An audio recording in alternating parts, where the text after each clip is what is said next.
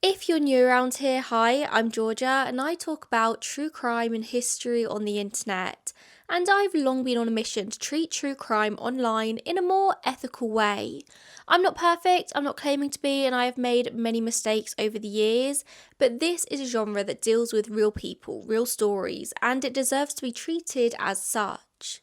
One of the big problems with the true crime genre in my eyes is how people just consume an episode, a YouTube video, a podcast, and then just move on. And one of the ways that I try to combat that is through my case updates episodes, where 3 or 4 times a year I take a look back over cases I've covered in the past and just keep you all in the loop, updated on any new movements that have been happening in said cases.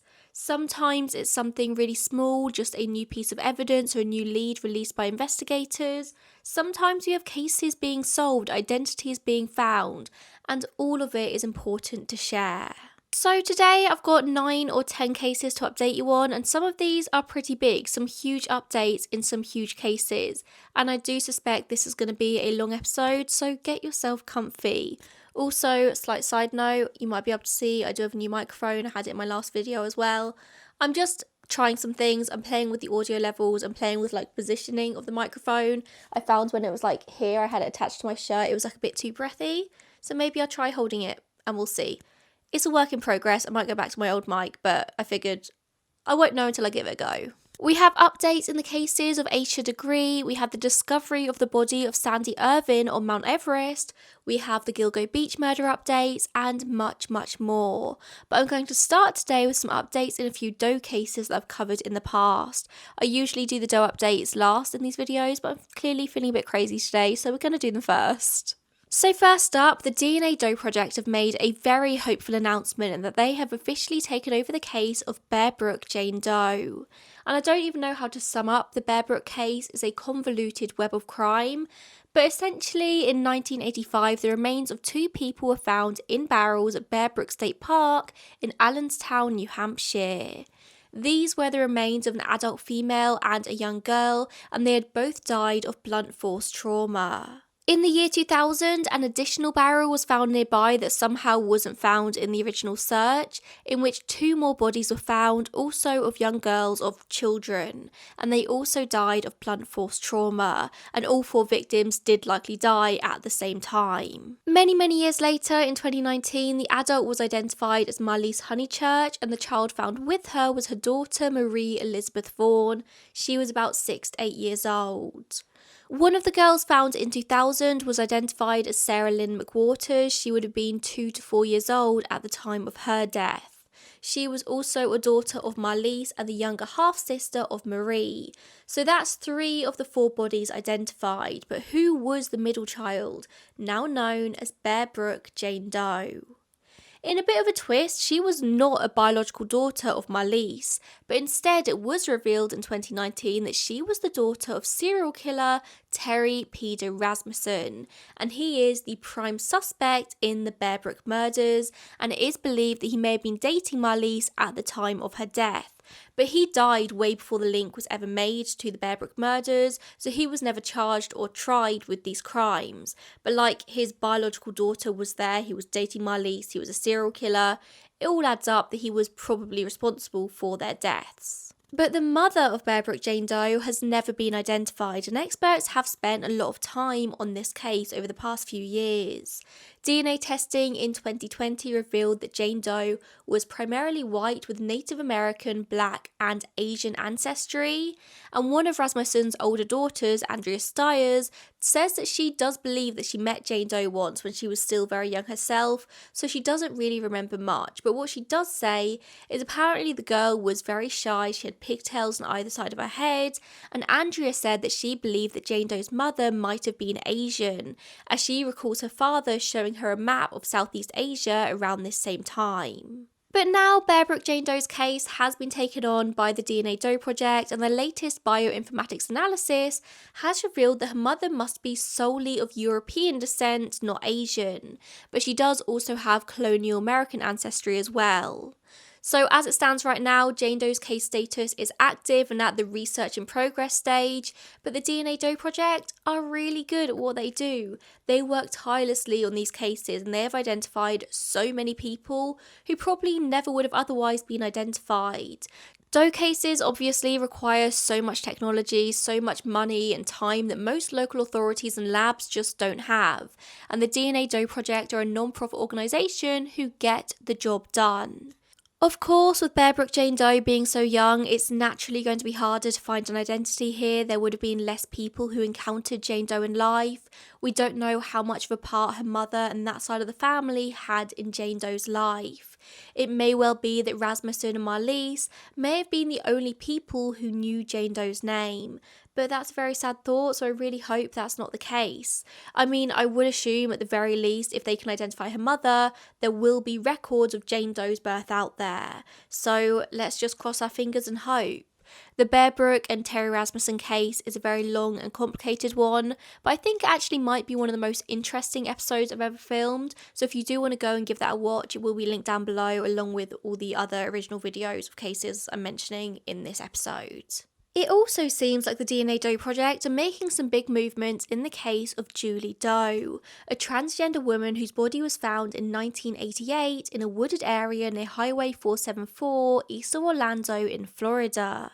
The autopsy at the time concluded that Julie Doe was a cisgender woman who had probably given birth at some point. However, it was revealed years later in a 2015 DNA test that she had XY chromosomes and was likely taking hormone replacement medication, suggesting that she was in fact assigned male at birth and was a transgender woman who had already gone through gender reassignment surgery, which was very rare for the time and very, very expensive. The fact that Julie Doe is most likely transgender and died in 1988 does add complication to her identification because any legal documentation is likely to be under her birth name rather than her chosen name, assuming of course that they are different.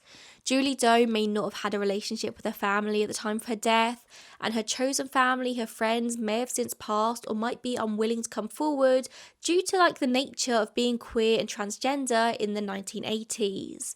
This was a very dark time for the LGBTQ+ community, with a lot of violence and the AIDS crisis. A lot of people died. In September 2024, so just last month, the DNA Doe Project released new findings about this case, and they've said that Julie was most likely born in the late 1950s or early 1960s, making her in her late 20s or early 30s when she died. She has DNA ancestors in central Kentucky with ties to Madison, Fayette, Garrard and Mercer counties. However, the isotope testing has revealed that whilst her family may have come from Kentucky, she likely spent most of her life in the Florida area. And further complicating this case, of course, as well, is the fact that there's a possibility that Julie was not raised by her biological family. Adoption always just adds another layer in this. You also have the fact that she's transgender. This is a very complicated and very convoluted case. The DNA Doe Project has asked if anyone has any information at all about Julie's identity that you contact them at tips@dnadoeproject.org. Also, they've asked for you to share this information about her case with any LGBTQ+ groups and communities, as those communities would likely be where Julie spent her time in life, and that's likely where we're going to find her name, her chosen name. Another DNA Doe Project case comes in the form of the Kingsbury Run John Does. Now, I don't have loads to share in regards to these other than the fact that they are just working on these cases. The Cleveland torso murderer, or the Mad Butcher of Kingsbury Run, was a serial killer in the 1930s in Cleveland, Ohio. It's thought that there's anywhere from 13 to 20 plus victims, most of whom came from an area known as the Hobo Jungle in the impoverished neighbourhood of Kingsbury Run, and a huge amount of the victims have never been identified, and neither has the killer. In August 2024, though, it was announced that Cuyahoga County Medical Examiner's Office has teamed up with the DNA Doe Project to exhume a couple of the victims and use genetic genealogy to identify these people. And all of this is being funded by a single donor. Kingsbury Run John Doe number 4 is also known as the Tattooed Man. His decapitated body was found next to an old freight shed near the railroad on June 6, 1939, with his head being found about 1,500 feet away. He was a white male, he was about 20 to 23 years old, and he had a number of tattoos on his body, which you would think would have helped with identification at the time, but it just didn't. He had 6 tattoos in total, a bird and band. He had the names Helen and Paul on the inner side of his left forearm, a heart and anchor in red and blue on the outside of his right forearm, a flag and the initials WGC on the inside of his right forearm, a butterfly on his left shoulder, and the comic character Jigs on his left ankle. Clothing found on his body bore the initials JD, which may well have been his initials, but also his initials could have been the WCG. There's a lot of names, a lot of initials being thrown around out here, but nobody knows who he is. Tattoos were quite rare in the 1930s, not super rare, but not as many people had them. So you would think it would make somebody very identifiable, but apparently not. But seeing as the vast majority of the Kingsbury Run victims were very poor, they were living in poverty, the city at the time just didn't really put that much effort into identifications. And also it would have been harder back then. There wasn't social media. There was just basically talking to people, knocking on doors. And police didn't really want to do that in the area where these people were thought to have lived. Not saying that is right, of course, but it was just a fact of the time. The second Kingsbury Run case they're looking into is that of John Doe number 6. Now his body was much less identifiable. He was simply found on the Cleveland lakefront right near City Hall on August 16th, 1938. He was a white male, but his age is unknown. So both of these cases are now with the DNA Doe Project, and who knows, maybe more identifications of victims might lead them closer to finding out who the killer was as well. Maybe the killer was connected to some of the victims, maybe not. Maybe if we can identify these 2 victims, it will lead to more of the victims also being identified as well. This is huge that they're being looked into. This case is 90 years old. But moving on to a Doe identification, a victim of Samuel Little has now been identified by Othram as Leola Bryant, a 51-year-old woman who disappeared in March 1974. Now, sadly, it doesn't seem like we know much about Leola or her life. There's pretty much nothing about her online. But in October 1977, Leola's partial skeletal remains were found scattered alongside a creek in South Carolina. And Samuel Little would later confess to her murder, saying that he met her at the Midway Bar on Reynolds Avenue before killing her by strangulation. However, whilst Little could remember the details of her murder, he didn't know her name, as was the case for the vast majority of his victims. Samuel Little is the USA's most prolific serial killer, and after his capture, he drew detailed sketches of many of his victims that have been used to help with identifications, including Leola. So far, the FBI has confirmed at least 60 of Little's murders over 4 decades. However, he has admitted to 33 more, so that's 93 murders in total. And the FBI do deem these confessions as credible as they continue to work on verifying them. However, Little did die in December 2020, so he can no longer assist in the identifications. Our final Doe to talk about is one of the unidentified victims of the Gilgo Beach killer, who is known only as Asian Doe. Their remains were found in 2011 near the bodies of at least 10 others, and they have been described by authorities as a biological male of Asian descent. However, they were found wearing women's clothes when their body was discovered. They suffered a violent death by blunt force trauma. It is not clear how the victim identified at the time of their death, and we don't know if they identified as transgender, as non-binary, as male, as female. We just don't know, so I'll refer to them neutrally until we know more. But the sketches released of Asian Doe in 2011 only depicted the victim as male presenting, but that might not have been how people knew them in life. So recently, new forensic sketches have been released by the National Centre for Missing and Exploited Children, showing Asian Doe as both male and female presenting. And just because I know I'll get a couple of comments about it if I don't address it directly right now, Julie Doe was undergoing hormone replacement therapy at the time of her death. She had undergone gender reassignment surgery, she had breast implants. It is pretty obvious, 99% obvious, I would say, that she identified as a transgender woman. and so I feel comfortable using she, her pronouns for Julie Doe.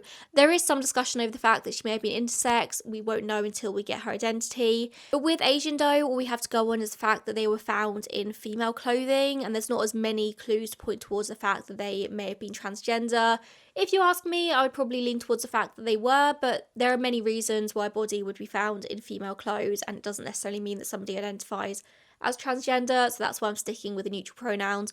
We just don't know. I'm playing it safe, guys. Anyway, during a September press conference, details of Asian Doe's clothing was announced. They were found wearing a blue-ribbed short-sleeved shirt with a crew neck from Chrysanthemum brand, a Raffaella brand shirt in size 10, and Bill Blass pants and bra. It's believed that they were of Asian descent, likely from southern China, and Han Chinese South is detailed. They were 17 to 23 years old and anywhere from 5'3" to 5'9" tall. The remains were discovered in April 2011, but it is believed they could have been murdered any time in the 5 years beforehand. At the press conference, it was announced that they believe that Asian Doe may have been working as a sex worker and likely spent some time in New York City prior to their death. A $2,500 reward has been offered for any information leading to their identification. Whilst Rex Heuermann was arrested in 2023 for multiple of the Gilgo Beach murders, he has not been named as a suspect in Asian Doe's death. He was charged with the murders of 6 women, including the Gilgo Beach Falls cases, which were pretty much identical. They're very similar cases. So that's Melissa Barthélemy, Megan Waterman, Maureen Brainard Barnes, and Amber Costello. And then this year, he was also charged with the murders of Jessica Taylor and Sandra Costilla, and he has pled not guilty to all of the murders. However, when asked if Heuermann was a suspect in Asian Doe's case, Suffolk County District Attorney Raymond Tierney said, "Each one of these victims is a separate crime scene. Start from that separate crime scene and work your way up. And it's all nice to speculate, but basically it doesn't matter until you can bring charges, and we're certainly not at that stage. We don't talk about it until we're able to bring charges." Which is a bit of a non-answer, but it is always harder to bring charges in Doe cases without their identities. And reading between the lines, it doesn't seem like he's like, no, Heuermann is not a suspect in this case, but he's more being like, let's just wait and see. Because the last thing he wants to do is charge him with something and not being able to like see it through to the end. Whilst we're on the subject of Heuermann, there haven't been loads of updates since he was last charged with the 2 extra murders. It does seem like they're still working towards the trial, and they're not really releasing much information to the public at this point, as would be expected. There was a hearing on July 30th in which prosecutors shared a huge amount of evidence with the defence, including DNA records, data from electronic devices, and notes from searches of the home. Apparently, there was an alleged manifesto found on a hard drive in his basement, which details how he carried out these murders, which will be pretty huge for the prosecution if true. But somehow Heuermann is staying steadfast in his not guilty plea, which is just really interesting because it does seem, from a very outside perspective, that they have a lot against him. As it stands right now, a date for the trial hasn't been set, and there's due to be another hearing on October 16th, but at this point hearings don't necessarily mean much. It's all just bureaucracy and part of the process leading up to trial. I'm actually filming this on the morning of October 16th, so if something interesting comes out of the hearing, I'll insert a clip next, like whilst I'm editing, but the information is staying pretty private right now, so I don't know if there'll be loads for me to update you on. I don't have another day this week to film this video, and I want to get it up in the next day or so I have to film it this morning, but if it is interesting stuff, I'll add it in. On the subject of serial killers though, I do want to share a potentially interesting update in the Bible John case, an unidentified serial killer who is believed to have murdered 3 women in 1968 to 1969 in Glasgow in Scotland. That's Helen Puttock, Jemima MacDonald and Patricia Docker. A man called John Templeton has been named as the alleged killer of the 3rd victim, Helen Puttock, in a new book by author Jill Bavin Mizzy. So Templeton died in 2015, but apparently he used to boast to his colleagues at the Mitchell Library that he was interviewed by the police twice in connection with the murders, and the same colleagues used to actually call him Bible John, thanks to how similar he looked to the composite sketch of the killer. On the night of their murders, all three women were last seen at the Barrowland Ballroom, but Helen caught a taxi home with her sister Jean that night. Jean was dropped home safe, but Helen never made it, and Jean later told police that a man they shared the taxi with either called himself Templeton or Semperson. Of course, the name John has also come up in connection with the murderer. The man in this taxi apparently used many biblical phrases, which led to him being dubbed Bible John. John Templeton. Of course, with all this information being shared in a book and not by the police, we do very much need to take it with a pinch of salt. But I do think it's always worth sharing new information in cases like this, just in case somebody maybe knew John Templeton and might know something that could be of interest to the police. A former prime suspect in this case was a man called John McInnes, and DNA was later found on victim Helen's clothes that bore similarities to DNA samples provided by McInnes' siblings. However, in 1996, McInnes' body was exhumed and a conclusive match was not found. It sort of set the entire investigation back because the police were pretty set on McInnes as a suspect. However, it's now been discovered that Templeton was related to McInnes. They shared a DNA profile. Now, it was unclear to me in my research just how closely related they were. It can't be that close because otherwise surely it would have been pointed out like, oh, they're cousins or second cousins, but apparently they shared a DNA profile. I don't know. In a statement, a spokesperson for Police Scotland has said the murders of Helen Puttock, Jemima MacDonald and Patricia Docker remain unresolved. However, as with all unresolved cases, they are subject to review and any new information about their deaths will be investigated. So I guess the police will definitely be looking into this angle. To be honest, I'd be pretty shocked if something written in a book turns out to be the truth in this case, but yeah, maybe it could be, you never know. And here we move into possibly our three biggest cases today, or at least our three biggest updates. And this next one is really exciting for me. It's a mystery that people have pored over for a century now. And that's that the remains of Sandy Irvine have finally been discovered on Mount Everest by a National Geographic team filming a documentary on the mountain. In 1924, 22-year-old Sandy Irvine and 37-year-old George Mallory attempted to become the first people to summit Mount Everest. However, they never returned back to camp and it's always been unclear whether or not they actually succeeded. That part is as big of a mystery as to what actually happened to their bodies because their bodies weren't found for a very, very long time. Mallory's body was discovered in 1999 by a US climber, but for years Irvine has remained elusive, until now apparently. This news broke over the last weekend, so it doesn't seem like there's official DNA confirmation just yet, but it does seem like Irvine's foot was discovered on the central Rongbuk Glacier just below the north face of Everest. It was found at sort of like a lower altitude below where Mallory was found, suggesting that they potentially fell off of the North Ridge and Irvine just fell further. They were last seen by a fellow climber who could see two black dots moving along the ridge, and then they just disappeared. The team who found Irvine's boot have chosen not to reveal the exact location in which they found it in order to stop trophy hunters from going in search of the rest of the body. Jimmy Chin, Eric Repka and Mark Fisher were the ones to make this discovery, with Chin describing how he lifted up the shoe and sock and found a red label with A.C. Irvine stitched into it. Sandy's full name was Andrew Comyn Irvine and Sandy was just a nickname. Now, warning for my video viewers, I am about to show this boot and foot. It's not graphic, really at all. You don't see any flesh or blood, but if you don't want to see it, maybe look away for the next 10 seconds. Considering that this boot has been there for a whole century, it was still in pretty incredible condition.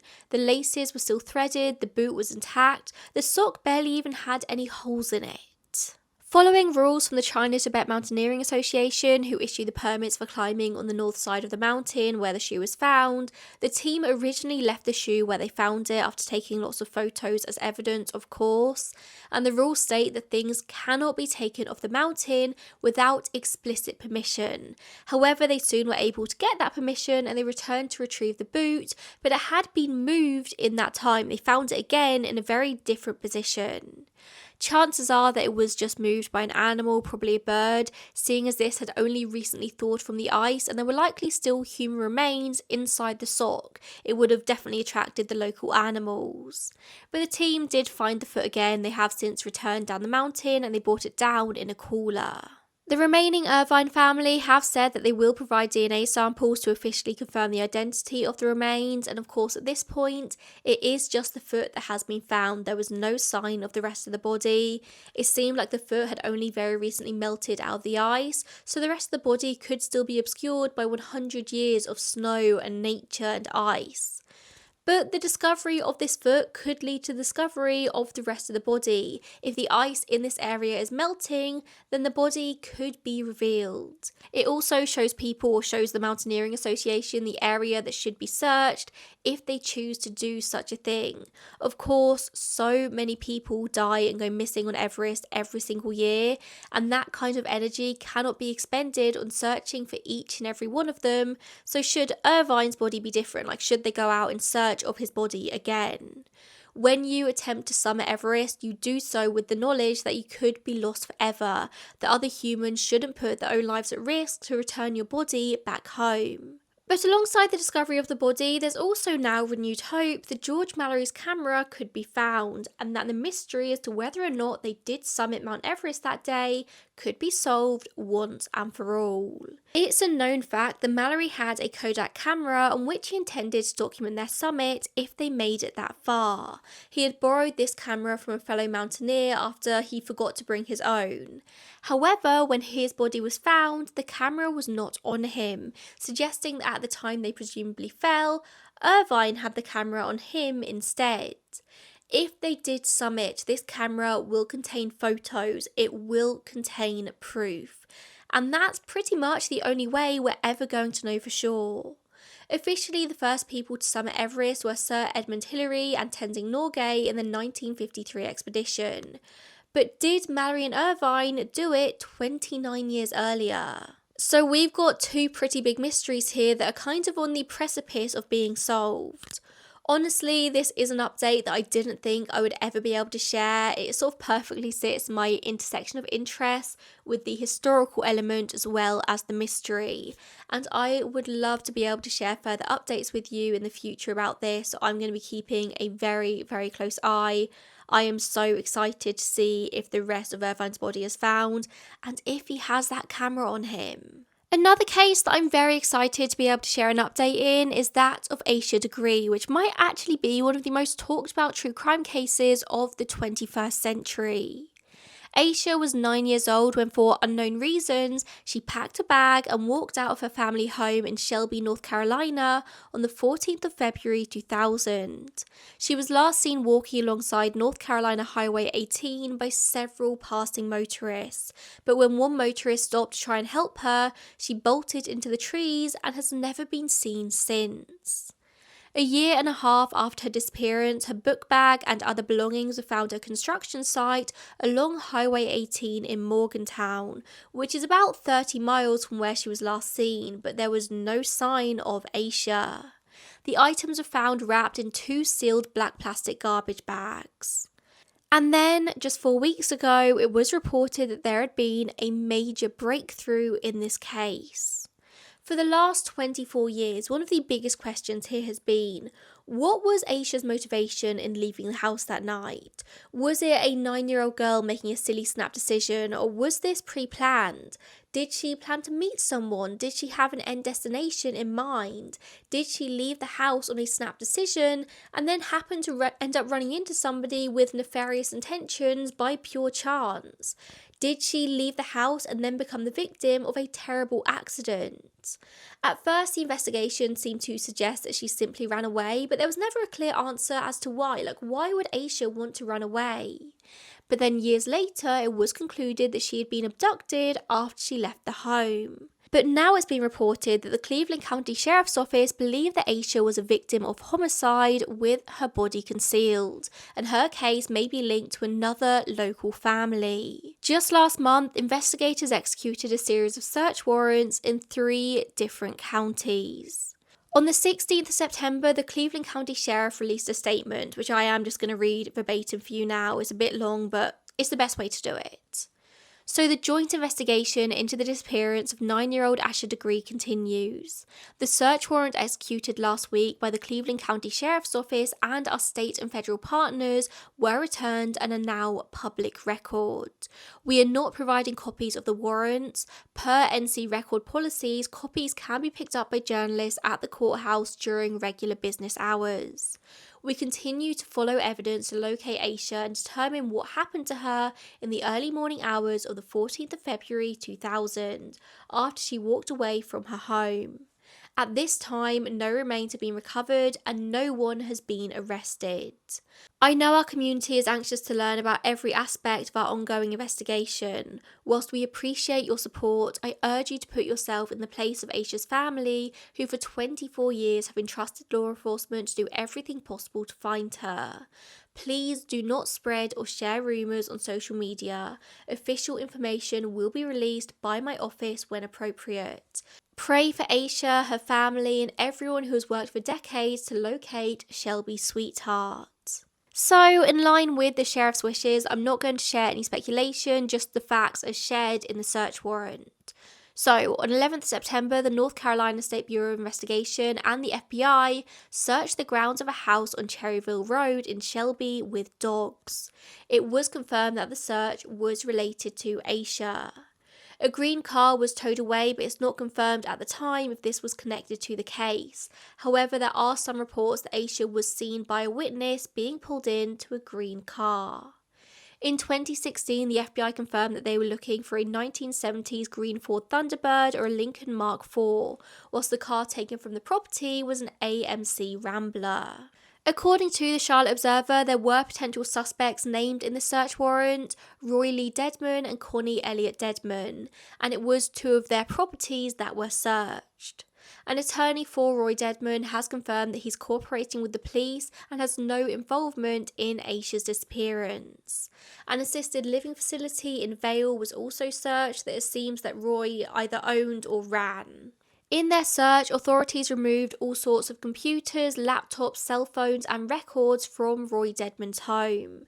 They also found a tooth in a plastic bag, which does sound very dark at face value, but I bet there's a lot of parents out there who keep their kids' first tooth in a bag, so maybe that's not quite as creepy as it seems at first glance.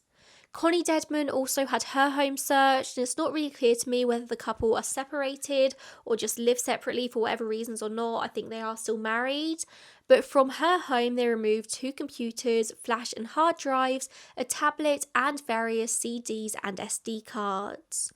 From their daughter's home in Anna Lee Dedman Ramirez, they took a BlackBerry phone. According to The Independent, the connection was made to the Dedmans after DNA samples from Asha's backpack and clothing was retested, presumably just due to developments in technology, and links were then made to the aforementioned Anna Lee Dedman Ramirez. She was connected after they found her hair stem on Asha's undershirt. Now, Anna Lee would have been 13 at the time that Asha went missing, and she's now in her 30s. And Anna Lee's father is Roy Dedman. He's now in his 80s, and his home is very close to where Asha was last seen. A man called Russell Underhill has also been connected to this case. He was a patient who lived in at least 2 facilities operated by Roy Dedman. Like I said, he ran assisted care facilities, and he would have his daughters drive patients between the 2 facilities and the hospital in Morgantown.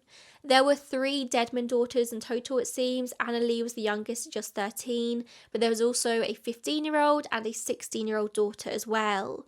And for the trips between the facility and the hospital, Highway 18, where Asha was last seen, was always the most logical route for these trips. Russell Underhill died in 2004, and whilst his DNA was reportedly also found on Asha's belongings, he is not being considered a suspect for whatever reasons. But Roy Dedman, who was listed as Underhill's emergency contact, is. Information in the search warrant seems to suggest that the authorities believe that one of the sisters may have been the one responsible for Asha's death. But because of their age, investigators think that adult assistance from their mother and father would have been necessary in the execution and or concealment of this crime.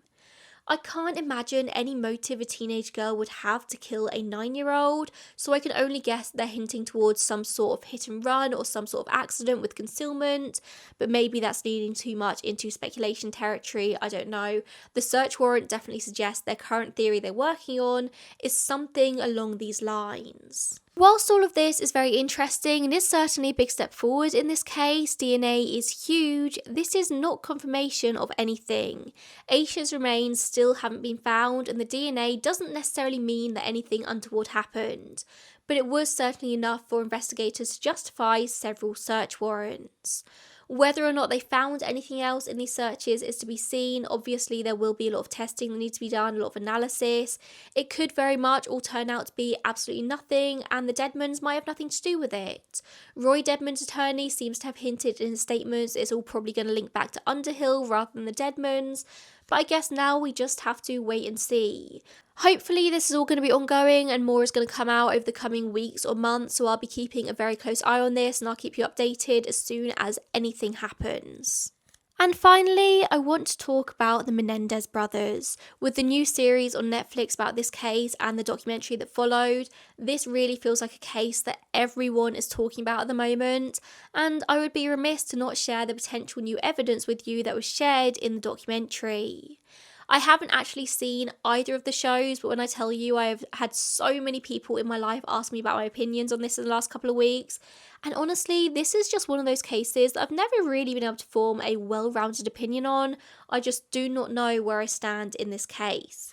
But anyway, it does seem like these updates have come directly on the back of the sort of like renewed publicity from these shows, so whether or not anything comes out of them is to be seen. But there's certainly things happening in this case.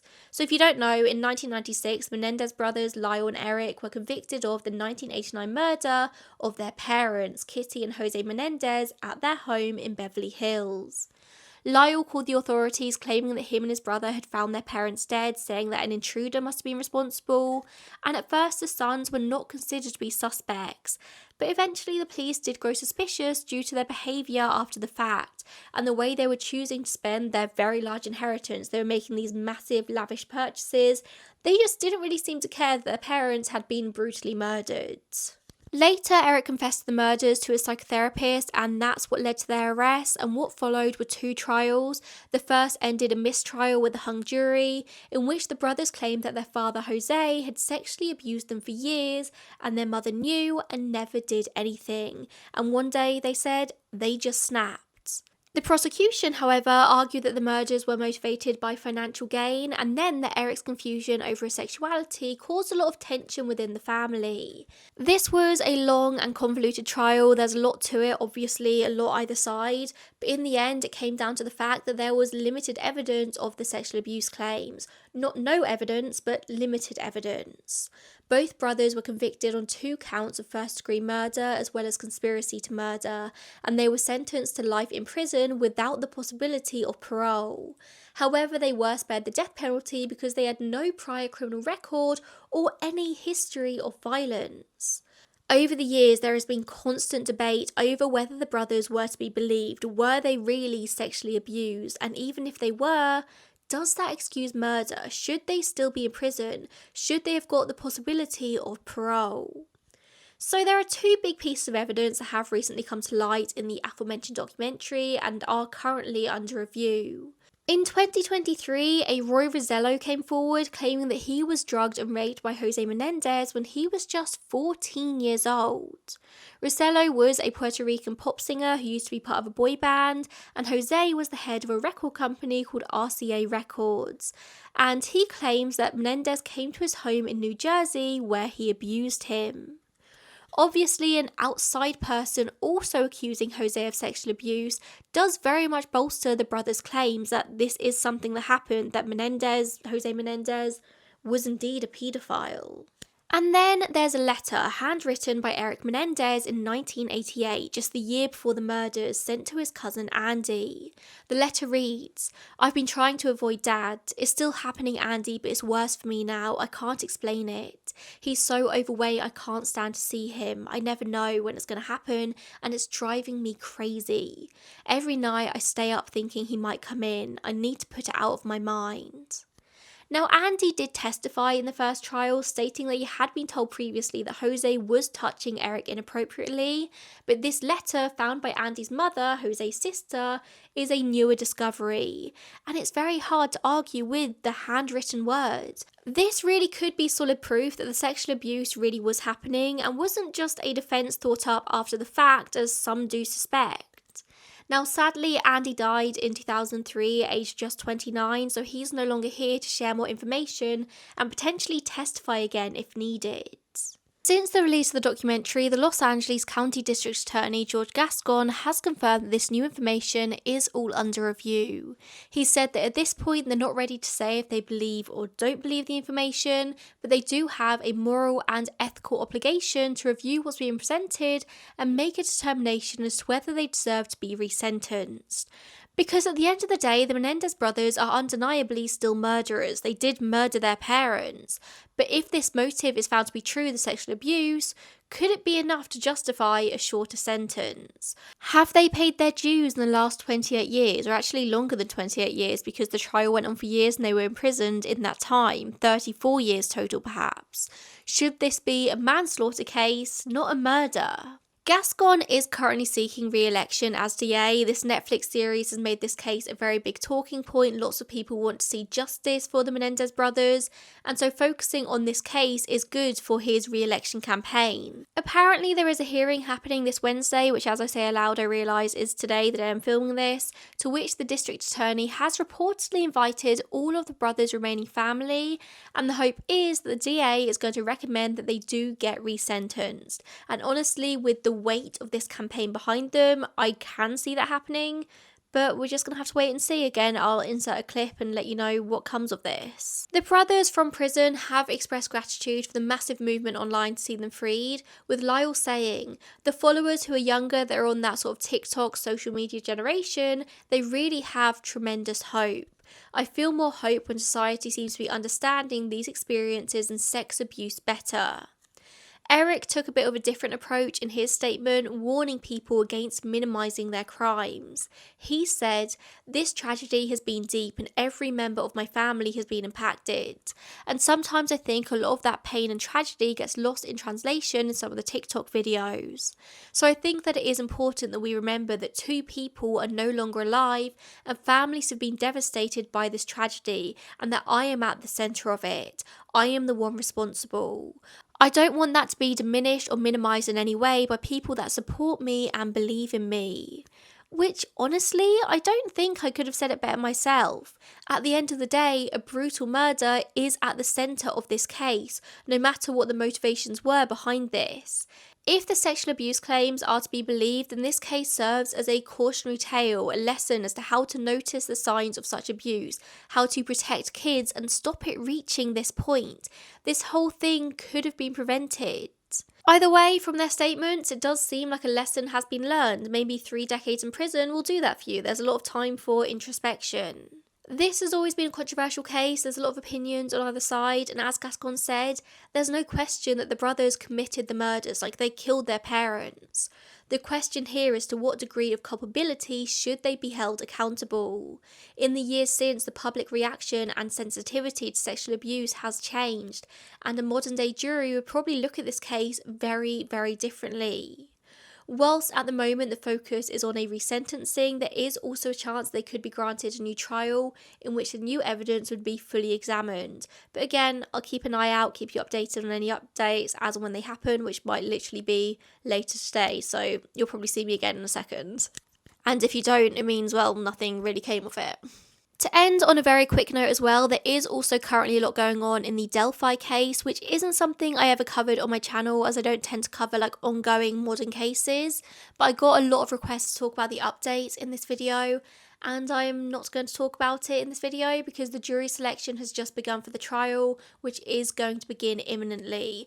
And so what I'll do instead is I'll provide a full update once the trial is over, once we have an answer, which will likely be in my next case updates video or maybe the one after that. I don't want you all to think that I'm ignoring you and just brushing over it. I know I have talked about Delphi in some of my case updates episodes before, even though I never covered the case. I will cover it at some point, not now, just let the trial happen. And there we go, there are some massive updates for you in some massive cases. 2024 seems to be a big year for true crime, with all of the newest technology and more interest in true crime than ever before. A lot of old cold cases really do seem to be getting revived at the moment, and with that often comes answers.